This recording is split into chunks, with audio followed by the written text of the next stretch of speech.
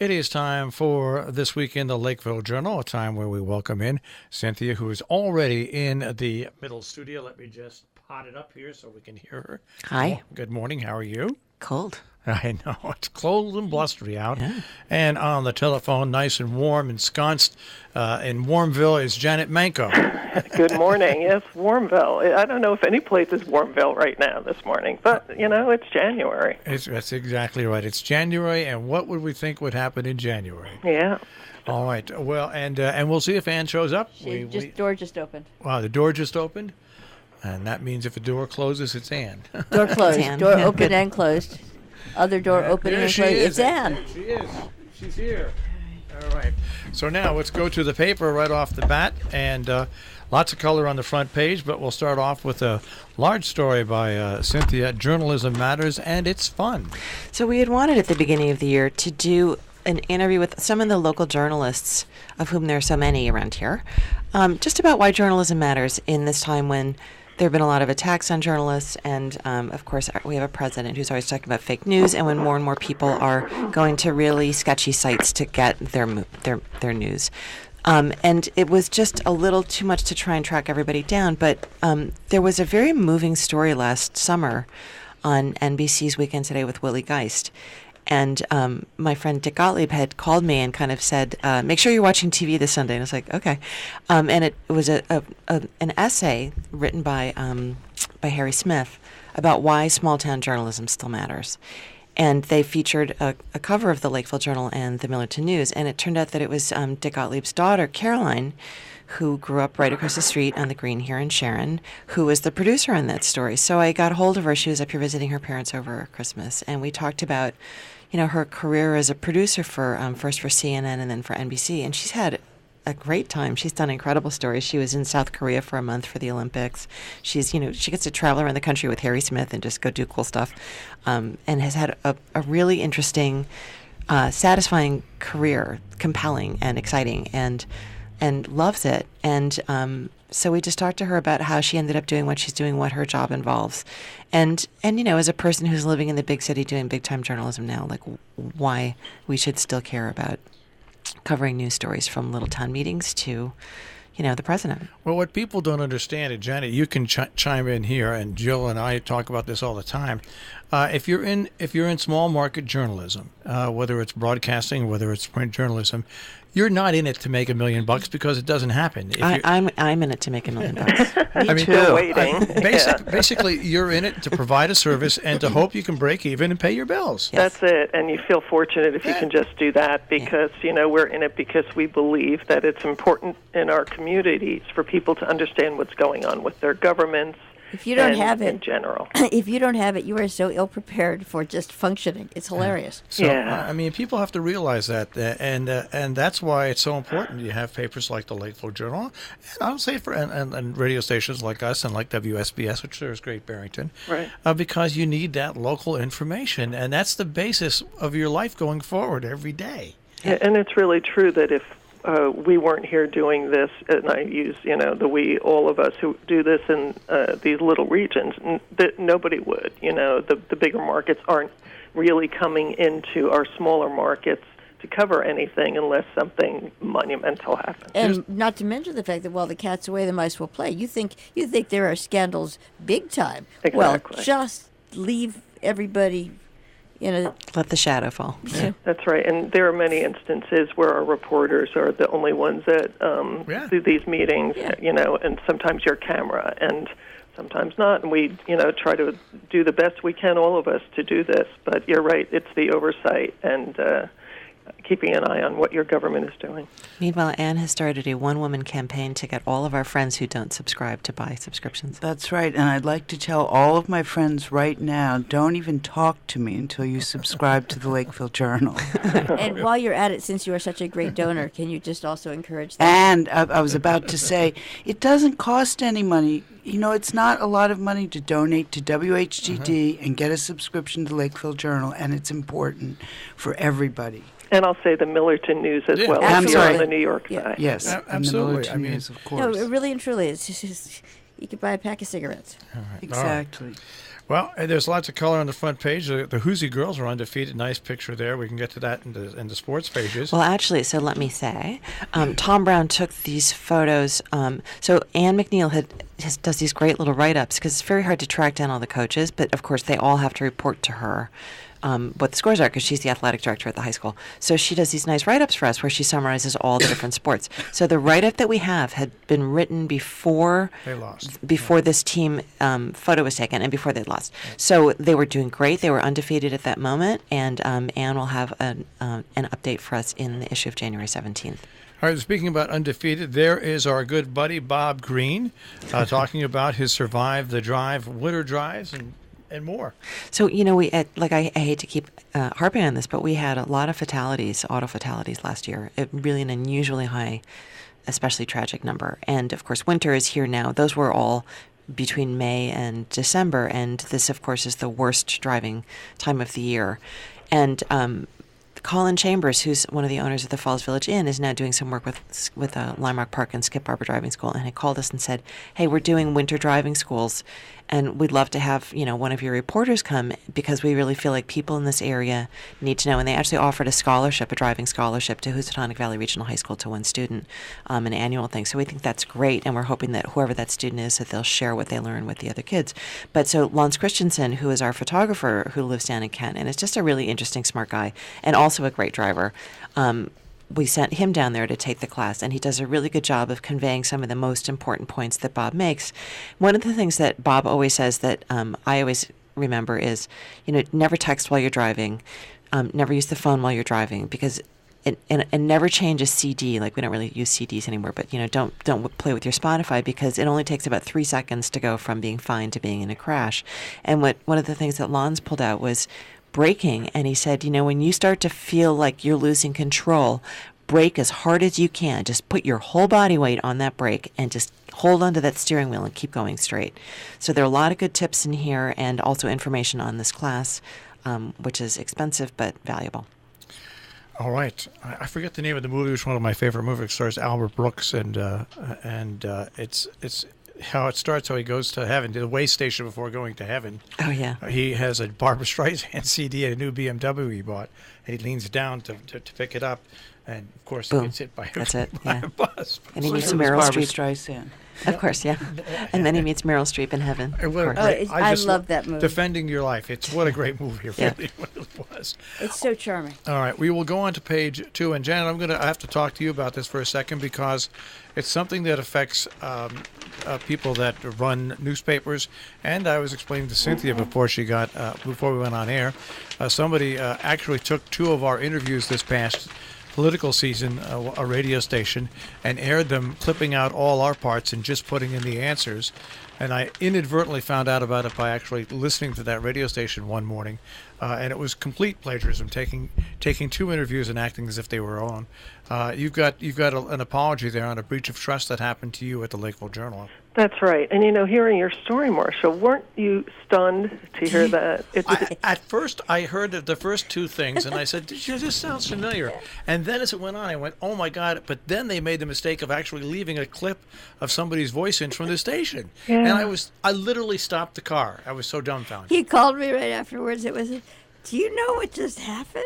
Yeah. And it was also a complete accident, meaning to hear it. That's right. The chances were astronomical. Yeah. So here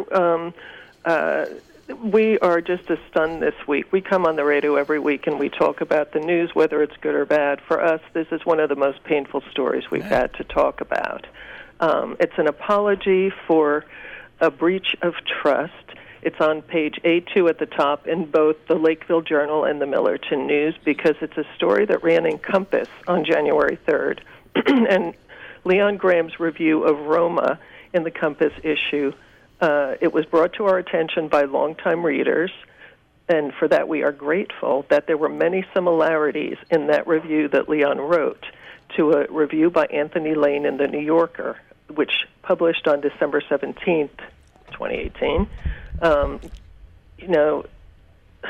After I got that email, I thought, well, have to check this and see, and pulling out both of them, it is obvious that the passages, there were 6 places in a short review that Leon Graham did that were just the same as Anthony Lane's review. So he acknowledged that he plagiarized Lane's work and that he took passages directly from the review.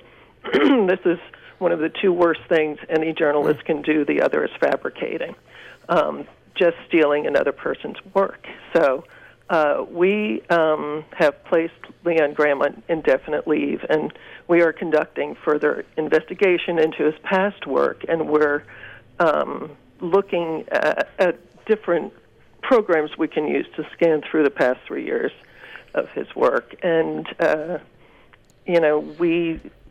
we will keep our readers informed of anything we find.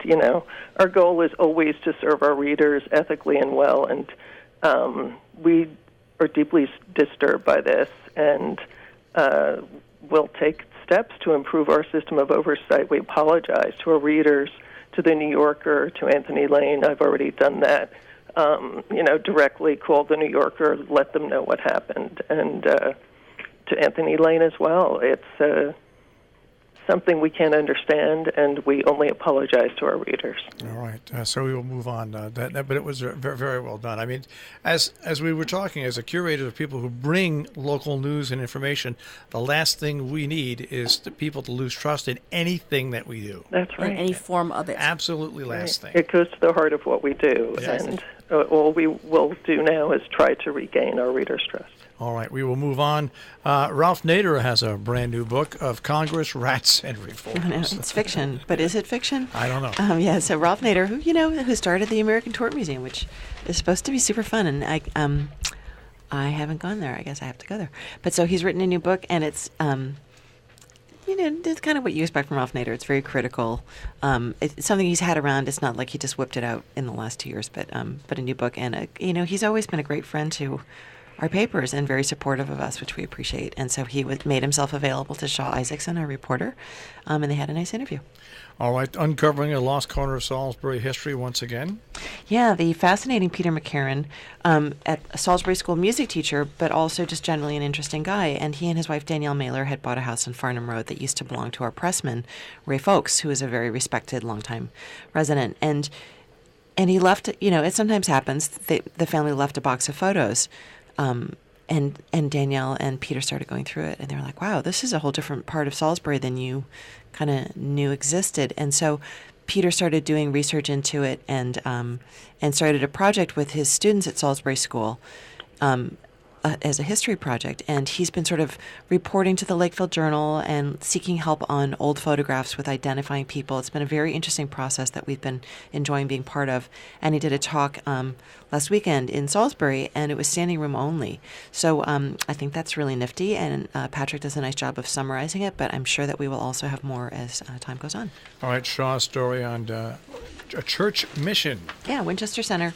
The pastor's feeling was, let's not just have church be about coming to service on Sunday. Let's really reach out into the community and do good works.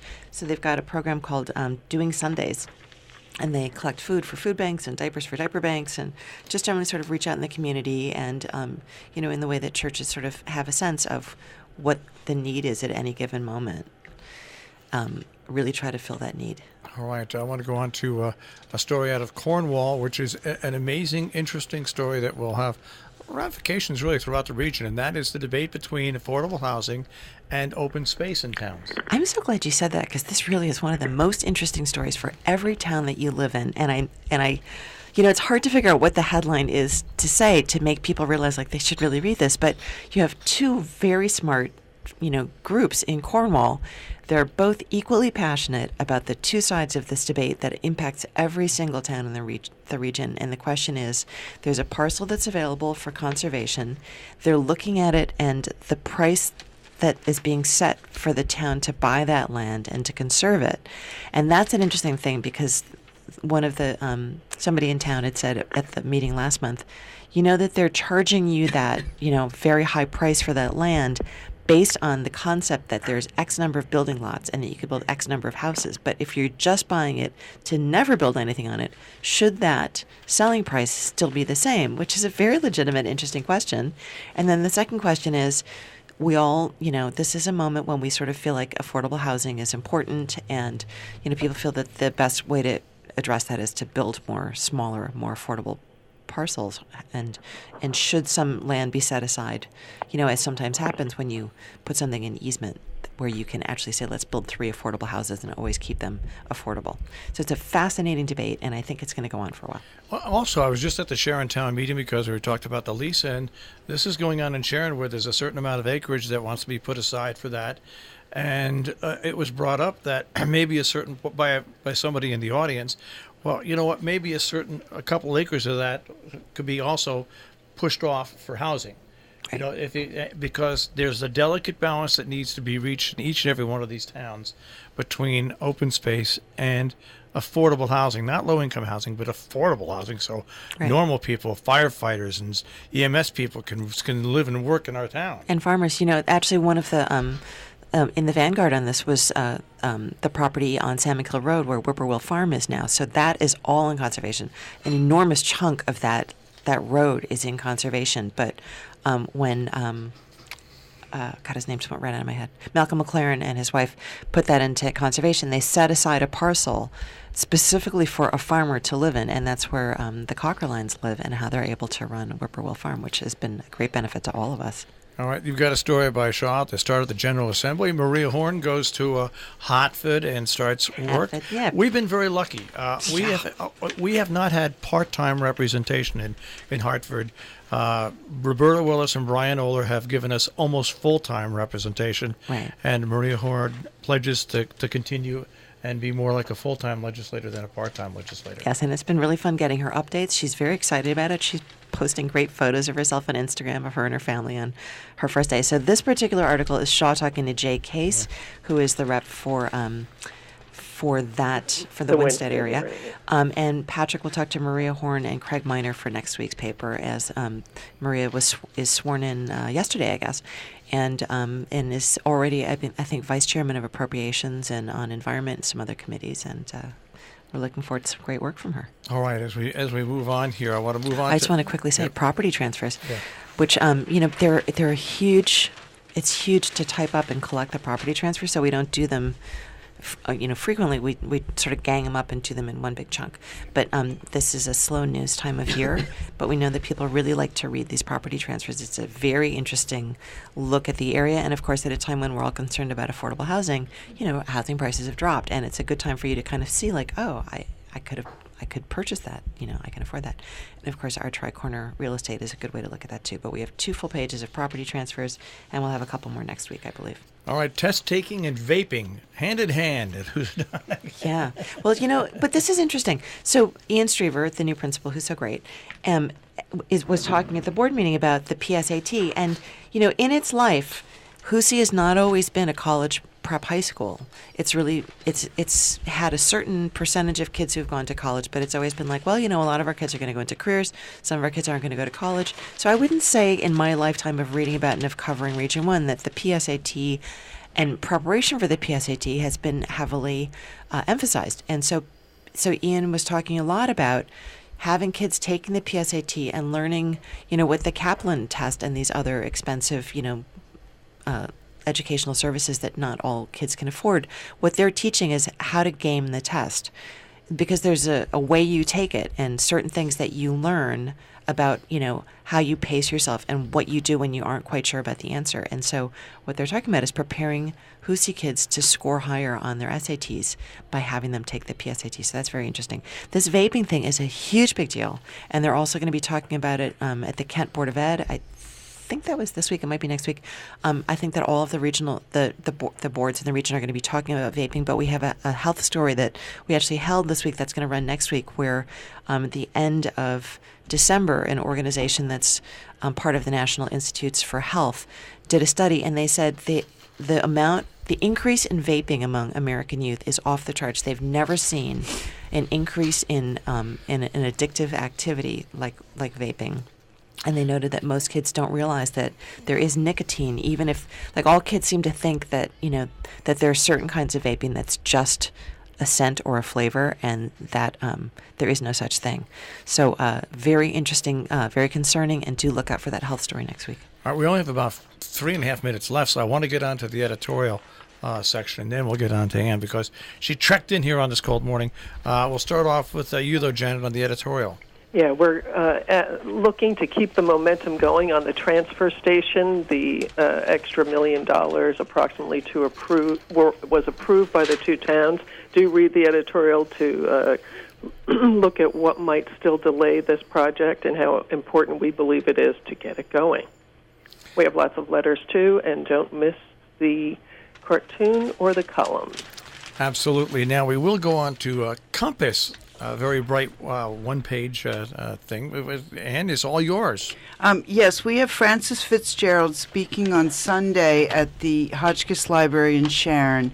She's a Pulitzer Prize-winning author. She wrote probably the definitive book on the Vietnam War called Fire in the Lake, but this time she spent really, I don't know exactly how many years, but close to, she's been working on it really since the 80s.